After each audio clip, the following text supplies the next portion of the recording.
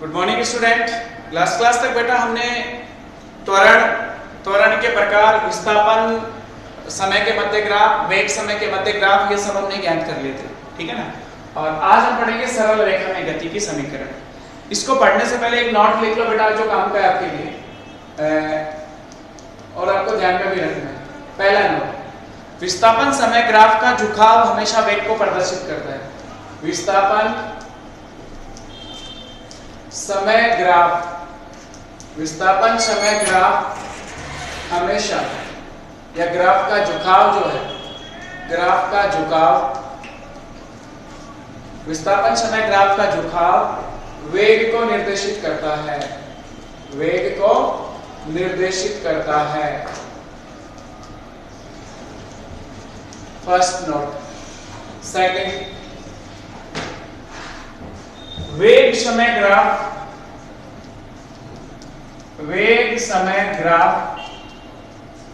का झुकाव, वेग समय ग्राफ का झुकाव त्वरण को निर्देशित करता है, त्वरण को निर्देशित करता है। मतलब वेग समय ग्राफ के झुकाव से त्वरण ज्ञात कर लेते हैं, ठीक है। और तीसरा लिखो, वेग समय ग्राफ का क्षेत्रफल, ग्राफ का क्षेत्रफल, वेग समय ग्राफ का क्षेत्रफल विस्थापन निर्देशित करता है, विस्थापन को निर्देशित करता है, या उसकी सहायता से अपन विस्थापन ज्ञात कर लेते हैं। वेग समय ग्राफ का क्षेत्रफल विस्थापन को निर्देशित करता है, वेग समय ग्राफ का झुकाव त्वरण को निर्देशित करता है, और वेग विस्थापन समय ग्राफ का झुकाव वेग को निर्देशित करता है। तो ये आपको 3 पॉइंट्स ध्यान में रखने हैं, तीनों पॉइंट आपको ध्यान में रखने हैं कि किस तरह से हमें सॉल्व करने होते हैं। अब हम बात करेंगे सरल रेखा में गति के समीकरण। देखो, माना एक वस्तु का प्रारंभिक वेग u तथा अंतिम वेग v है। इसका मतलब क्या हुआ कि जब वो गति करना शुरू करती तब उसका वेग u था, और लास्ट में जब वो गति करना, मतलब फाइनल वेग, किसी क्षण पर उसका अंतिम वेग देखा तो वो v था, अंतिम वेग v है। तथा नियत त्वरण का मान नियत है, एक समान त्वरण से गतिशील है, एक समान त्वरण से गतिशील है। माना वस्तु का प्रारंभिक विस्थापन 0 है तथा अंतिम विस्थापन x है, ठीक है। अब देखो जो कंडीशंस हैं, प्रारंभिक जो स्थिति है उसको t1 बराबर 0 सेकंड वाली मान लेते हैं, अंतिम स्थिति को t2 बराबर t वाली स्थिति मान लेते हैं। अगर मैं आपसे विस्थापन की बात करूं प्रारंभ में, तो विस्थापन बेटा आपका है x1 का मान 0 और x2 का मान क्या बोल रहे हैं वो x। ऐसे ही प्रारंभिक वेग जो है v1 उसको u से निर्देशित करा हुआ है, और अंतिम वेग v2 को मान लो उसने v से निर्देशित करा हुआ है, और त्वरण नियत है। त्वरण क्या है? नियत। तो हमें गति की समीकरण निकालनी है पहले ग्राफीय विधि से। गति की समीकरण किस विधि से निकालनी है? ग्राफीय विधि से। ग्राफीय विधि पढ़ेंगे हम पहले, उसके बाद हम कलन विधि की बात करेंगे। उसके बाद अपन किसकी बात करेंगे? कलन विधि की। तो ग्राफीय विधि से पहले हमें ग्राफ बनाना होगा। किस किस के बीच ग्राफ बनाना है बेटा? समय और वेग के मध्य ग्राफ, समय और वेग के मध्य ग्राफ। देखो t1 = 0 सेकंड मूल बिंदु पे मान लेते हैं, तो उस स्थिति में विस्थापन 0 है परंतु उसका वेग u है, क्योंकि अपन वेग के मध्य ग्राफ बना रहे हैं ना, वेग और समय के। तो ये आपका u है, यहाँ पे ये मूल बिंदु है और इसको a बिंदु मान लिया जहाँ पे वेग u है। अब अगर वस्तु आपकी नियत त्वरण से गतिशील है तो ग्राफ इस तरह से होगा।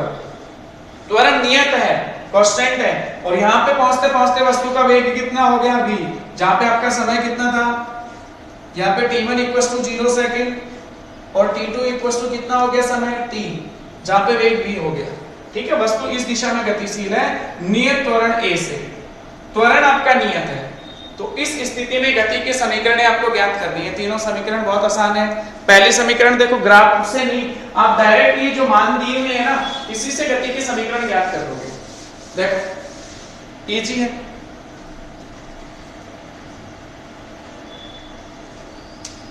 गति की प्रथम समीकरण, गति की प्रथम समीकरण, गति की प्रथम समीकरण। देखो प्रथम समीकरण कैसे ज्ञात करी जाएगी, चेक करो। औसत त्वरण का सूत्र जानते हैं अपन। औसत त्वरण A बराबर v2 माइनस v1 बटा t2 माइनस t1। आपके पास वस्तु का त्वरण A था, अगर मैं यहां से यहां तक औसत त्वरण की बात करूं तो A बराबर अंतिम वेग माइनस प्रारंभिक वेग अपॉन समय अंतराल। तो A बराबर अंतिम वेग v है, प्रारंभिक वेग u है, समय अंतराल t minus 0, v minus u बटा t माइनस 0। कोई समस्या? इसको हल करो तो A बराबर v माइनस u बटा t, वज्र गुणा करोगे तो AT बराबर v माइनस u, या u को इधर ले आएंगे तो v बराबर समीकरण आ गई आपके पास u प्लस AT। ये गति की प्रथम समीकरण होती है, इसको बोलते हैं गति की प्रथम समीकरण बेटा। ठीक है, इसको हम पहले जीरो चैप्टर में भी डिस्कस कर चुके हैं, फिर से हम चेक कर रहे हैं, और जो उसमें नहीं पढ़ पाए थे वो चीजें हम और डिस्कस करेंगे, न्यूमेरिकल वगैरह करेंगे। तो v बराबर u प्लस AT। अगर मैं इसको सदिश रूप में लिखना चाहूं तो वेग अंतिम वेग सदिश राशि है v सदिश, u प्रथम प्रारंभिक वेग सदिश राशि है, प्लस a त्वरण भी सदिश राशि है, और इनटू t। तो जो सदिश राशि है उनके ऊपर सदिश लगा देंगे। तो इस तरह से भी हम इस समीकरण को लिख सकते हैं, बट जनरली अपन इसको याद रखते हैं v बराबर u प्लस AT। ये गति की प्रथम समीकरण है। अब दूसरी समीकरण ज्ञात करनी है। अब अपने को दूसरी समीकरण ज्ञात करनी है, गति की दूसरी समीकरण, गति की दूसरी समीकरण। देखो ध्यान से बेटा, दूसरी समीकरण, गति की दूसरी समीकरण के लिए क्या करना होगा। अभी हमने एक नोट लिखा था, वेग समय ग्राफ का क्षेत्रफल, वेग और समय के बीच ग्राफ का क्षेत्रफल जो है वो विस्थापन को निर्देशित करता है। तो दूसरी समीकरण हमारे विस्थापन के लिए होती है। ये क्षेत्रफल निकाल लो, वेग और समय के मध्य जो ग्राफ खींचा उसका क्षेत्रफल ज्ञात कर लो, और वही आपका क्या निर्देशित करेगा बेटा, विस्थापन। अब इसको ज्ञात कैसे करें, इसके लिए अपन क्या करते हैं, A से इधर लंब डाल लेते हैं। ये बिंदु आपका u ही होगा, यहाँ पे वेग u है तो यहाँ पे भी u ही होगा। इसका क्षेत्रफल ज्ञात कर लो, प्लस इसका वो आपका विस्थापन होगा, और जो कितना है विस्थापन x2 माइनस x1, जिसका मान x होगा। ठीक है ना, ये u है। अगर मैं आपसे ये वाली ऊंचाई पूछूं तो ये कितनी हो जाएगी, v माइनस u, यहाँ से यहाँ तक टोटल v, यहाँ से यहाँ तक u, तो v में से ये वाली माइनस कर दोगे तो ये वाली बच जाएगी। इसको o बोल दिया, इसको a बोल दिया, इसको b बिंदु बोल दो, ये आपका c बिंदु हो जाएगा, और ये आपका d बिंदु हो जाएगा। तो दूसरी समीकरण से अपन विस्थापन ज्ञात करते हैं। तो वस्तु का विस्थापन बराबर, वस्तु का विस्थापन 0 से t समय में विस्थापन कितना हुआ, यहां से यहां तक की दूरी, ये वाली वस्तु का विस्थापन बराबर क्षेत्रफल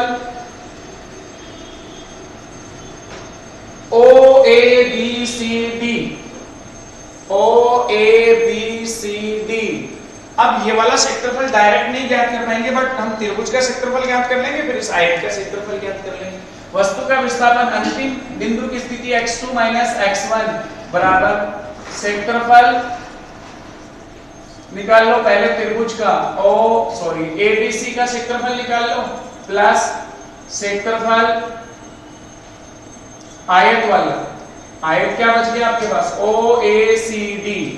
तो x2 की वैल्यू x, x1 की वैल्यू 0 बराबर, x2 की वैल्यू x, x1 की वैल्यू 0 बराबर त्रिभुज का क्षेत्रफल 1/2 आधार इंटू ऊंचाई।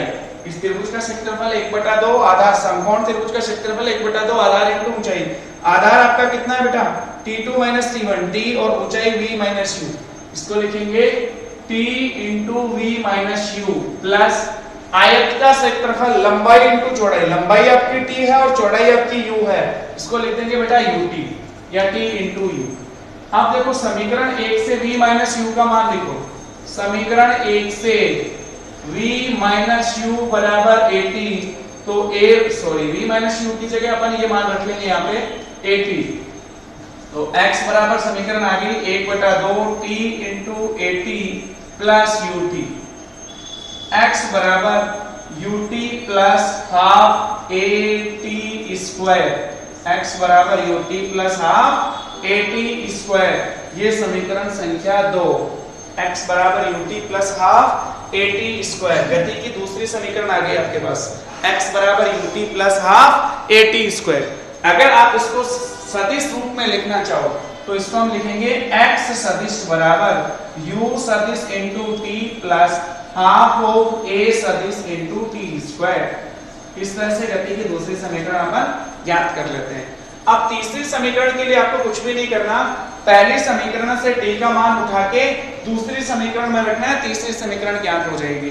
तो इसके लिए देखो ग्राफ की भी जरूरत नहीं है और न आपको कोई और लिखना है, केवल डायरेक्ट पहली समीकरण से t का मान समीकरण 2 में रखने पर, समीकरण 1 से t का मान समीकरण 2 में रखने पर, देखो ध्यान से, समीकरण 1 से स्मॉल t का मान समीकरण 2 में रखने पर, समीकरण 1 से स्मॉल t का मान समीकरण 2 में रखने पर, यहां से t का मान ज्ञात कर लो, तो v माइनस यू बराबर 80, t बराबर v माइनस यू बटा a, ये वाला मान समीकरण 2 में रखो। तो x बराबर u, t की जगह आपने मान रखा v माइनस यू बटा a plus half at square, a t की जगह आप क्या रखोगे v माइनस यू बटा a का होल स्क्वायर, x बराबर u को अंदर गुणा कर लो uv upon a minus u square upon a plus half of, इसका होल स्क्वायर करोगे नीचे वाला a एक a से कट जाएगा, नीचे एक a बचेगा, twice a, v square plus u square minus twice uv, इसको अंदर मल्टीप्लाई करो, x equals to uv upon a minus u square upon a plus, इसको अंदर मल्टीप्लाई कर लो, v square upon twice a plus u square upon twice a minus 2 से 2 cancel हो गया, uv अपॉन a, माइनस का uv upon a plus का uv upon a कटा, x इक्वल्स टू आपके पास बचा v square upon twice a, ये वाले टर्म, इन दोनों को हल कर लो, minus u square upon a plus का u square upon 2a minus का u स्क्वायर अपॉन 2a बचा, एलसीएम लेके सॉल्व करोगे तो v square minus u square equals to 2ax, u square को उधर ले जाओ, v square equals to u square plus 2ax, ये गति की तीसरी समीकरण हो गई बेटा जिसमें t नहीं है। ये संबंध आया अंतिम वेग, प्रारंभिक वेग, त्वरण और विस्थापन में संबंध। अगर इसको सदिश रूप में लिखें तो v स्क्वायर बराबर u स्क्वायर प्लस 2a सदिश इंटू x सदिश, ठीक है ना, इस तरह से लिखा जाएगा। तो ये अपनी गति की तीसरी समीकरण आ गई, ठीक है। अब इस पे एक छोटा सा न्यूमेरिकल अपन डिस्कस कर लेते हैं, बाकी कलन विधि नेक्स्ट क्लास में ही डिस्कस करेंगे। देखो छोटा सा क्वेश्चन है कि एक वस्तु मूल बिंदु से या प्रारंभ में स्टार्ट होती है तब उसका वेग 20 मीटर प्रति सेकंड है और त्वरण 2 मीटर प्रति सेकंड है, ठीक है ना। छोटा सा क्वेश्चन डिस्कस करते हैं अपन। एक किसी वस्तु की गति के बारे में बताया गया है, वस्तु सरल रेखा में गति कर रही है और उसमें ये पूछा है कि प्रारंभिक वेग उसका 20 मीटर प्रति सेकंड है। एग्जांपल में उसका प्रारंभिक वेग दिया हुआ है 20 मीटर प्रति सेकंड और त्वरण दिया हुआ है 2 मीटर प्रति सेकंड स्क्वायर। पहला क्वेश्चन आपसे पूछा है t बराबर 5 सेकंड पर उसका वेग, t बराबर 5 सेकंड पर उसका वेग पूछा है। एक क्वेश्चन तो ये पूछा है और दूसरा उसने पूछा है कि 10 सेकंड में वो कितनी दूरी तय कर लेगा, वस्तु 10 सेकंड में कितनी दूरी तय कर लेगी। t बराबर 10 सेकंड, t बराबर 10 सेकंड पर उसका विस्थापन या दूरी पूछी। तो देखो पहली जो मान पूछा आपसे अंतिम वेग, तो पहली समीकरण गति की पहली समीकरण क्या कहती है, v बराबर u प्लस at।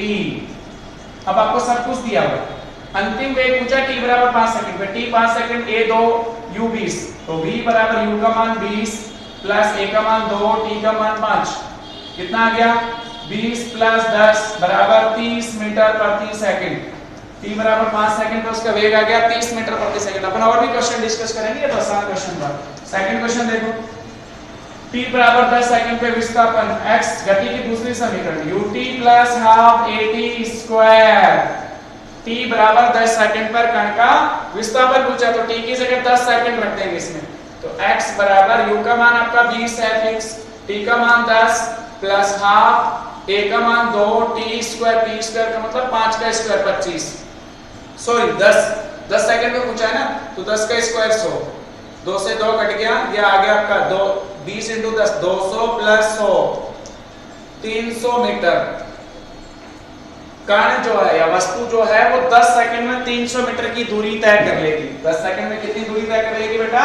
300 मीटर। इस तरह से अपन गति की समीकरण, सरल रेखा में गति की तीनों समीकरण हम ग्राफीय विधि से ज्ञात कर लेते हैं, बहुत आसान होती है। अगली क्लास में कलन विधि, जिसमें आपको अवकलन और समाकलन थोड़ा सा आना चाहिए, उस विधि से हम गति के समीकरण ज्ञात करेंगे। तो आपको जीरो चैप्टर में जो मैंने अवकलन समाकलन थोड़ा सा बताया था, उसके केवल सूत्र देख लेना, ठीक है ना। आपने नोट्स बनाए होंगे, उसमें से केवल आपको सूत्र लिखने हैं और उन सूत्र से फिर आपको वो कलन विधि ज्यादा इजी लगेगी। अगर वो सूत्र ध्यान में होंगे तो कलन विधि आसानी से आप कर लोगे, ठीक है बेटा। बाकी हम नेक्स्ट क्लास में डिस्कस करेंगे। Thank you.